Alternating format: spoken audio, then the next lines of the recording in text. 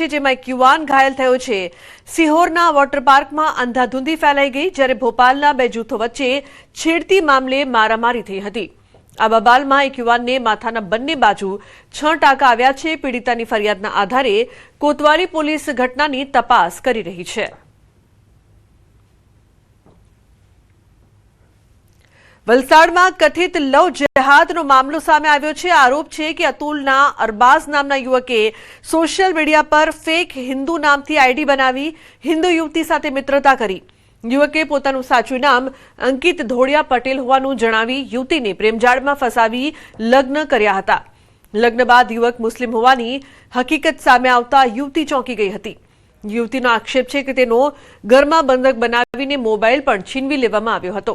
જો કે તક મળતા યુવતી પોતાના ઘરે પહોંચી અને પરિવારને સમગ્ર વાત જણાવી હતી। પરિવારજનોએ પોલીસનો સંપર્ક કર્યો હોવા છતાં કાર્યવાહી ન થતા આજે યુવતી વલસાડ રૂરલ પોલીસ સ્ટેશન પહોંચી હતી।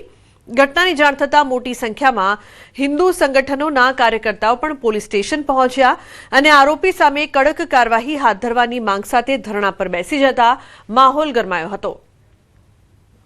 બેટા મેં આ જગ્યા છે એમ પછી બેની ઘરે જોવાનું રહ્યું। છોકરા લગ્નની વાત કરવા સારું તો બેની ઘરે ગયા તો ખાલી 2 માણસને લાવેલો છોકરો વડીલમાં ખાલી 2 છોકરાને લાવેલો હતો ને પપ્પા લોકોને બી એ જ નામે બતાવ્યું અંકિત ને મેડોડિયા પટેલ છે। નીકળી મોમેડન છે છોકરો એની ઘરે મને લઈ ગયેલા ને પછી ખબર પડી કે મુસલમાન છે। કે સવારના 2 વાગ્યાથી અમે આવેલા પોલીસ પ્રશાસન પર અરજી માટે ફરિયાદ માટે કે અરજી તો 2 મહિના એક મહિના પહેલા અરજી લખાયેલી અરજીનો કોઈ અમને એનો કોઈ પરિણામ મળ્યું નહીં। આજે અમે સરકાર પોલીસ તંત્રને એમ કીધું કે એને વિરુદ્ધ ફરિયાદ કરો, કડકને કડક કાર્યવાહી કરો કે એ વિધર્મી ડ્રગ્સનો ધંધો કરે, દારૂની હેરાફેરી કરે અને ઉપરાંત 2 દીકરીઓને બી ફસાવેલી, પ્રેગ્નેન્ટ કરી એને હાથે બી એને ગલત કર્યું। તો અમારું સરકારને બી અને પ્રશાસનને નિવેદન છે કે એવા વિધર્મીઓ પર કડકને કડક કાર્યવાહી કરે કે બીજી વાર એવા કોઈ ઉભા ન થાય।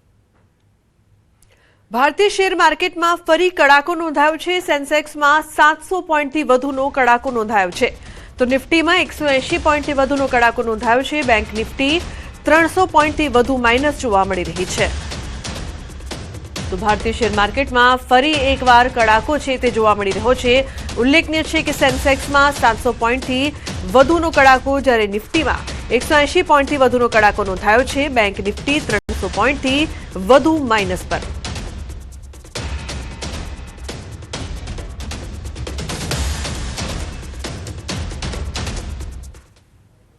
હિંમતનગર તાલુકાના ખેડાવાડા નજીક આવેલા લક્ષ્મીપુરા ગામ ખાતે યુજીવીસીએલની બેદરકારીના આક્ષેપ વચ્ચે કરંટ લાગવાની દુર્ઘટનામાં ખેડૂત પરિવારના 2 સભ્યોના મોત થતા સમગ્ર પંથકમાં શોક અને રોષનો માહોલ ફેલાયો છે। ખેડૂત પરિવાર પોતાના ખેતરમાંથી દિવેલાની ફોતરી ટ્રેક્ટરમાં ભરી લઈ જઈ રહ્યો હતો ત્યારે નીચા લટકતા વીજવાયર ટ્રેક્ટરના કઠેડા સાથે અડકાતા ટ્રેક્ટરમાં વીજ પ્રવાહ પ્રસરી ગયો હતો।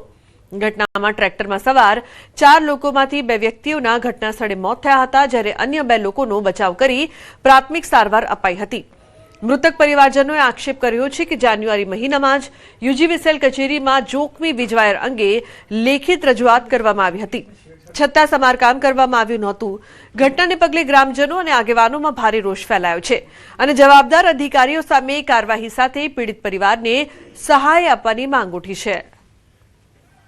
એની અંદર રિવર્સની અંદર જે કઠેરો મારેલો હતો એના હિસાબે ઉપર તાર ઉપર અર્થિંગ થઈ તો ઓન ધ સ્પોટ 11,000 કેવી તો બાકી શું મૂકે સાહેબ ઓન ધ સ્પોટ સેકન્ડની અંદર ફિયાસ્કો લાવી દીધું। એક ભાઈ કૂદીને પડી ગયો નીચે, ધક્કો આવી ગયો કરંટનો, નાનો બાણો હતો એ બી નીચે પડી ગયો। ભાઈ બેન ત્યાં અંદર ટ્રેક્ટર ચલાવતા ત્યાં સ્થળ ઉપર અકસ્માત થઈ ગયો। કરંટ લાગે તો સાહેબ ખેતરમાં કામ કરતા હતા અને 2 ભાઈલા અને એ ભાણિયો હું હતો તે 2 જણ ટ્રેક્ટર ચલાવતા હતા અને કરંટ લાગ્યો હતો એમને। એ હું પાછળથી પડી ગયો ને એ 2 આગળ હતા અને ભાણિયો સાઈડમાં કૂદી ગયો ભાણિયાને લઈને 2ના માત થઈ ગયા ને હું એકલો જીવું છું। રજૂઆત એક જ જીબીને યુજીવીસીએલને ખાસ તો વારંવાર રજૂઆત કરવાથી કોઈ બી ખેતી લાયકની અંદર વીજ પુલ હોય, વીજ વાયર હોય તો તાત્કાલિક તે ટાઈટ કરવા અને કોઈ બી પલ થાય એવી જગ્યાએ તાત્કાલિક ઝાડ કાપી નાખો। રાજકોટ શહેરમાં આગની વધુ એક ઘટના સામે આવી છે। આજી ડેમ ચોકડી પાસે બની છે આગની ઘટના। કારખાનાના ખુલ્લા પટમાં પડેલ વેસ્ટ માલમાં આગ લાગી હતી. આગ લાગતા કારખાનાનો વેસ્ટ પડેલ માલ બળીને ખાક થયો છે. ફાયર બ્રિગેડ દ્વારા પાણીનો મારો ચલાવીને આગ પર કાબુ મેળવાયો છે. આગ લાગવાનું કારણ અકબંધ છે. સદનસીબે આ ઘટનામાં કોઈ જાનહાનિના અહેવાલ નથી. તો ફાયર બ્રિગેડે આગ પર કાબુ મેળવ્યો છે. આગ લાગતા અફરાતફરીનો માહોલ જોવા મળ્યો હતો. આજી ડેમ ચોકડી પાસે આગની ઘટના સામે આવી છે. કારખાનાના ખુલ્લા પટમાં પડેલ વેસ્ટ માલ બળીને ખાક.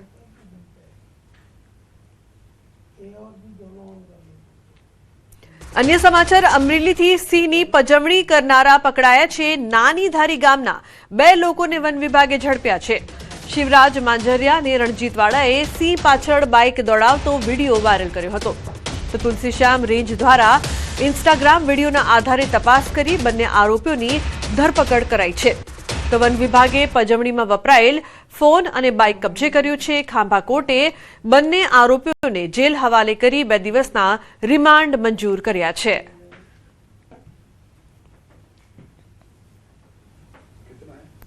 ગીરના જંગલમાં દુર્લભ ઘટના કેમેરામાં કેદ થઈ છે. સિંહ અને સિંહણે કર્યો પશુનો શિકાર. સફારી રૂટ પર પ્રવાસીઓની જીપ્સી પાસે જ કર્યો સિંહે શિકાર. સિંહણે પશુ પાછળ દોટ મૂકી અને શિકાર કર્યો હતો. જ્વેલેજ બનતી ઘટના મોબાઈલ કેમેરામાં કેદ થઈ છે. વિડીયો સોશિયલ મીડિયામાં વાયરલ થયો છે. વન્યજીવ પ્રેમીઓ માટે આ એક દુર્લભ નજારો છે. સિંહની શિકાર કરવાની પદ્ધતિ અને શક્તિના દર્શન પ્રવાસીઓને થયા હતા. હાલ આ જે વિડીયો છે તે સોશિયલ મીડિયામાં વાયરલ થઈ રહ્યો છે. અમાર જોડાયા છે ફોનલાઈન પર વધુ માહિતી આપવા માટે. અમાર સમગ્ર ઘટના અંગે શું વધુ વિગત? લુબના, ચોક્કસ કે ગઈકાલે જે સફારી રૂટ પરની આ ઘટના છે, ગઈકાલે 9 થી 12 નો જે સફારીનો સમય હોય છે તેમાં આ ઘટના જોવા મળી હતી. ખાસ કરીને ઉનાળાની અંદર 9 થી 12 માં સિંહોની અવરજવર છે તે જોવા મળતી ન હોય, પરંતુ અવરજવર તો જોવા મળી, તેની સાથે આ દુર્લભ ઘટના પણ જોવા મળી. સફારી રૂટનો જે કેરંબા વિસ્તાર છે ત્યાં નજીકમાં જ આ ઘટના બની હતી. પેલા જીપથી જે જઈ રહી છે તેની પાછળ સિંહણ છુપાઈ જાય છે. ત્યાંથી પશુ પસાર થાય છે અને પશુની પાછળ સિંહણે દોટ મૂકી અને એટલી વારમાં જ એક સિંહ પણ આવી ચડે છે અને બંને દ્વારા પશુનો શિકાર કરવામાં આવ્યો છે. સિંહ તો પ્રવાસીઓને જોવા મળતા હોય છે, પરંતુ આ રેર ઓફ ધ રેર ઘટના કહેવાય, કારણ કે લાઈવ શિકાર એ પણ સફારી રૂટ ઉપર જવલે જ ઘટના બનતી હોય છે અને તે ઘટના સામે આવી છે અને પ્રવાસીઓએ આ દ્રશ્યો જોઈને રોમાંચિત અને મંત્રમુગ્ધ થયા હતા. જી બિલકુલ, અમારા આભાર સમગ્ર માહિતી બદલ. તો ખૂબ જ દુર્લભ ઘટના છે તે કેદ થઈ છે. રાજકોટના જેતપુર પંથકમાં વન્ય પ્રાણીઓની ચહલ પહલ યથાવત છે. દેવકી ગાલોડ ગામે રાત્રિના સમયે દીપડાનું બચ્ચું કૂવામાં ખાબક્યું હતું. ખીજડીયાના જૂના માર્ગ પર આવેલ વાડીમાં આ ઘટના બની હતી. વન વિભાગની ટીમે તાત્કાલિક રેસ્ક્યુ ઓપરેશન હાથ ધર્યું હતું. દોરડા મારફતે પાંજરું ઉતારીને દીપડાના બચ્ચાને બહાર કઢાયું હતું. દીપડાના બચ્ચાનું સફળતાપૂર્વક રેસ્ક્યુ થતા વન વિભાગની ટીમે હાશકારો અનુભવ્યો હતો.